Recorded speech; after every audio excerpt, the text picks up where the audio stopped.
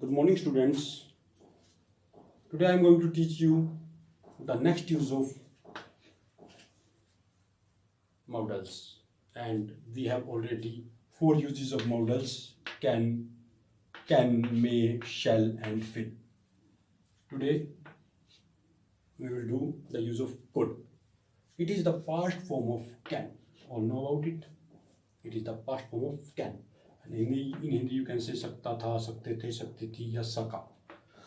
Okay, and sometimes could is used for the future whenever you are going to make plans.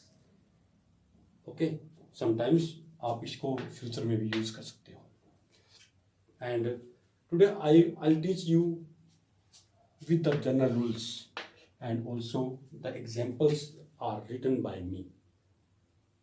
On the blackboard you can say I dash run a mile. I dash run a mile when I was younger. तो ये क्या है मेरी past ability.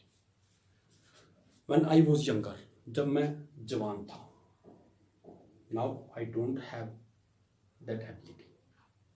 अब मेरे पास वो ability नहीं है. जब मैं जवान था तो मैं क्या कर सकता था? मैं 1 मील भाग सकता था. तो क्या आएगा यहाँ पर? could. तो यहाँ पर आएगा I could run a mile when I was younger. Past ability को यूज करता है. कैन में पढ़ा था हमने.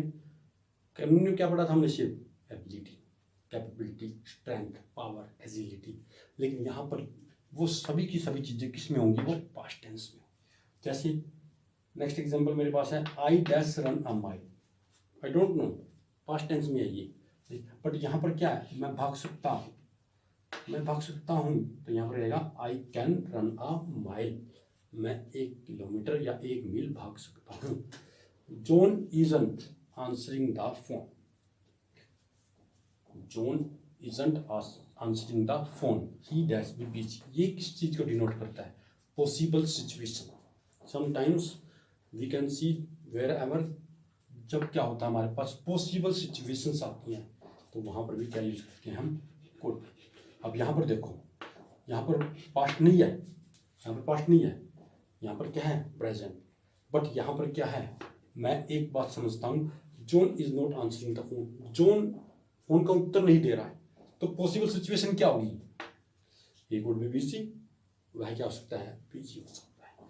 उसके बाद आता है हमारे पास थर्ड नंबर पर आता है पोलाइट एक्सप्रेशन. पोलाइट एक्सप्रेशन में भी हम क्या यूज करते हैं? कुड. क्या यूज करते हैं? Could. We dash try that Italian hotel. Polite expression में हमेशा याद रखना, जब भी इस तरह की सिचुएशंस हो, मेकिंग सजेशन. क्या होता है? Making suggestion. जब हम किसी को सजेशन दे रहे हैं. अब इसमें एक सजेशन है, we dash try that Italian hotel. अब मैं किसी को अपना सुझाव भी दे सकता हूँ. तो यहाँ पर रहेगा वी कुड. मेरा फ्रेंड मेरे साथ है, he is with me, I could give him suggestion. वो कैसा होगा? Making suggestion means polite. वो भी क्या होगा? Polite. Dash I borrow your car. Dash I borrow your car for 1 day. मैं एक दिन के लिए आपकी क्या ले सकता हूँ? गाड़ी ले सकता हूँ. ये भी क्या है? पोलाइट एक्सप्रेशन में क्या है? एक पोलाइट परमिशन है. अगर आपको गाड़ी चाहिए तो बड़े प्यार से बात करोगे, बड़े आराम से बोलोगे, sir could I borrow your car for 1 day. तो यहाँ पर क्या आएगा? कुड. ये भी क्या है? Polite permission. और क्या आता है? इसके अंदर आता है पोलाइट एक्सप्रेशन. उसके बाद है dash. Dash you open the door please. अब यहाँ पर मैं विल भी लगा सकता हूँ, लेकिन मैंने क्या बताया है? ये क्या है? पोलाइट एक्सप्रेशन और मेकिंग रिक्वेस्ट. और क्या होगा? Very polite. क्या होगा? Very polite. और वेरी पोलाइट में हमेशा क्या यूज करता हूँ मैं? Could. Could you open the door please. ये मेकिंग रिक्वेस्ट है और वेरी पोलाइट है.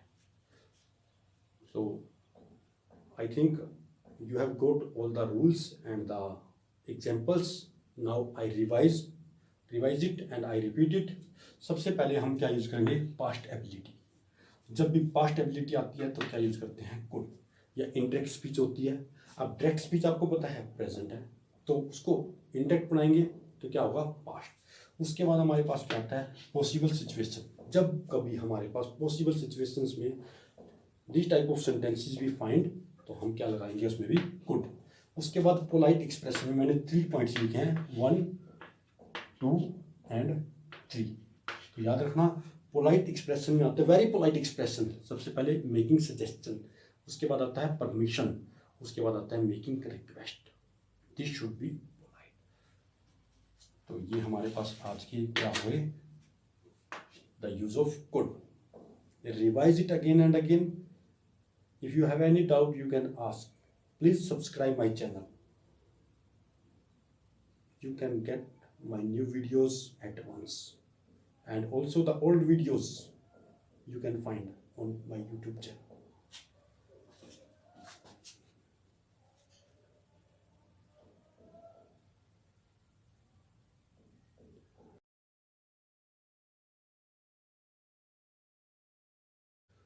Now the next use of the modal would, and it is the past form of will. It is the past form of will. And again I have written the general rules along with the examples so that you may understand easily. So first is, he told me that he does go to America. तो यहाँ पर क्या है, he told me that, direct speech और indirect speech. अब direct और जब हम इनडायरेक्ट स्पीच बनाते हैं तो क्या यूज करते हैं, हमेशा विल को क्या बदल देते हैं, विल को पास्ट टेंस में बदल देते हैं और बना देते हैं वुड। तो पास्ट फॉर्म ऑफ विल की कौन सी फॉर्म है, सेकंड वुड, जिसको हम बोलते हैं past form of will would. He told me that he would go to America. उसके बाद जो सेकंड एग्जाम्पल हमारे पास, जो किसको डिनोट करता है, किस जनरल रूल्स को, इमेजिनरी सिचुएशन, या इसको हम क्या बोलते हैं कई बार कंडीशनल। क्या यूज कर सकते हैं, कंडीशनल। कंडीशनल की एक वीडियो मैं अलग से बनाऊंगा। It is very important for every exam. ये एचटेट एग्जाम्स में तक आती है जो कंडीशनल है। तो चलो, हमें इतने बड़े लेवल पर नहीं जाना, हमें तो थोड़ा सा ध्यान रखना है। इफ आई हैड $1 million, अगर मेरे पास $1 million होते, I would buy a beach house, तो मैं क्या करता, I would buy a beach house। तो ये क्या है, इमेजिनरी सिचुएशन। पता नहीं है, तो ये क्या है, इमेजिनरी सिचुएशन। उसके बाद थर्ड नंबर पर जो आता है हमारा कुड की तरह, पोलाइट एक्सप्रेशन। क्या होता है, पोलाइट एक्सप्रेशन, जिसमें हम क्या यूज करते हैं, मेक एन ऑफर या प्रेफरेंस। मेक एन ऑफर या क्या कहते हैं, प्रेफरेंस। वो किस चीज़ में है, पोलाइट एक्सप्रेशन में। Would you like some tea, आपके घर कोई गेस्ट आता है तो आप उससे क्या पूछते हैं, would you like some tea. या इन द असेंबली बहुत सारे बच्चे माइक को होल्ड करते हैं एंड बोलते हैं, sir I would like to call mister dash dash teacher. तो जिसका भी नेम है तो उसको क्या देते हैं, वो प्रेफरेंस देते हैं। उसके बाद होता है हमारे पास आस्किंग परमिशन। अब आस्किंग परमिशन में भी एक बात ध्यान रखनी है सभी बच्चों को, उसमें भी क्या लगता है, हमेशा वुड लगता है। और वो भी कैसी होगी, हमारी dash it be okay, dash it be okay if I borrowed your car.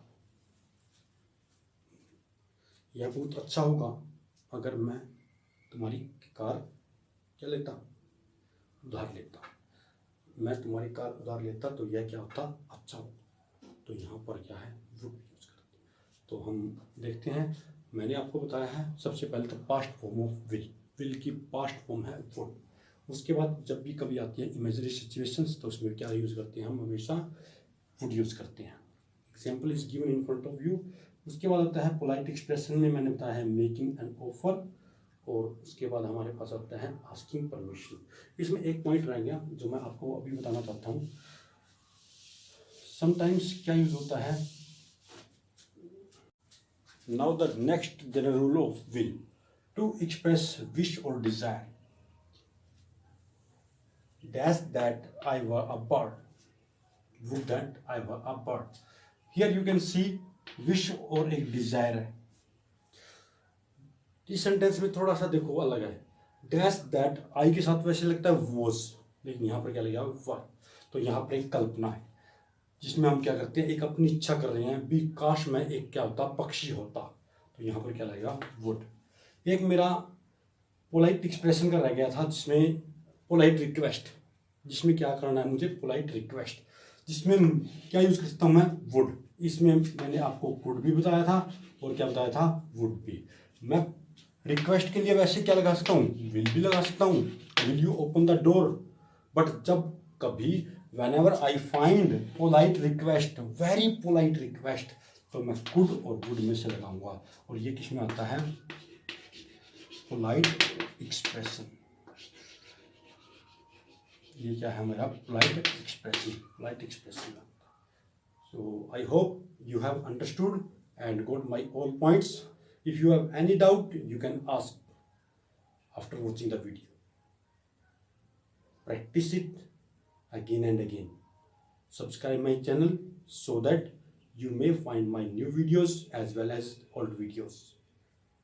And also I have given the exercise